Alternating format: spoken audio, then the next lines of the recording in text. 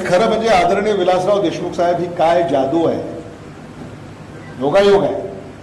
हा GR त्यांनी मला हातात दिला आता अशोक गोविंदपूरकरांनी. आणि हा जो GR आहे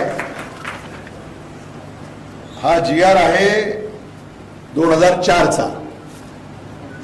हा मी देऊ तुम्हाला. 2004ला कोण होतं महाराष्ट्राचं मुख्यमंत्री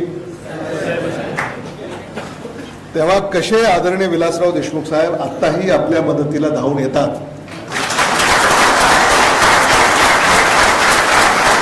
या GR वरून आपल्याला लक्षात येतं.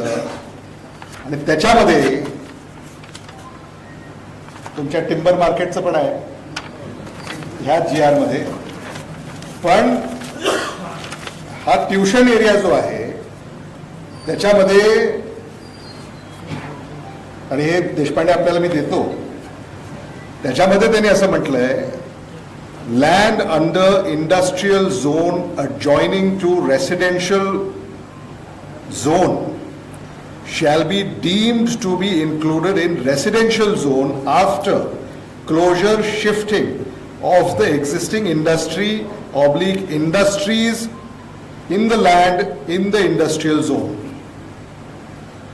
म्हणजे 2004च्या शासन निर्णयामध्येच आपल्या सगळ्या प्रश्नाचं उत्तर आहे.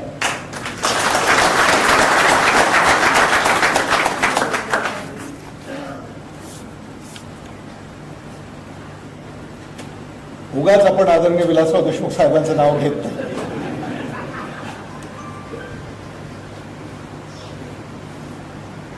सांगण्याचं तात्पर्य हे आहे की तुम्ही जे व्यवसाय करताय ते कायद्याच्या चौकटीत आहेत.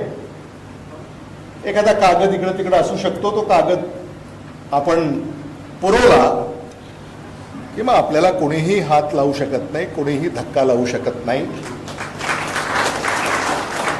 आणि आज विद्यार्थी पालक जे आज लातूर येथे येऊ पाहत आहेत त्यांना सुद्धा माझं सांगणं आहे आपल्या माध्यमातून, काही काळजी करायचं कारण नाही.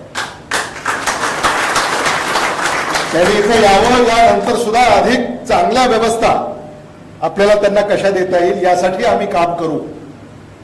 ह्या ज्या काही तुमच्या शंका कुशंका आहेत त्या काही दिवसांमध्ये आम्ही त्याचं निरसन करू, जेणेकरून पुन्हा कधी आता आपल्याला कोणी प्रश्न करणार नाही याची देखील काळजी आपण घेऊ. हे मला मुद्दामून या ठिकाणी आपल्याला सांगायचं.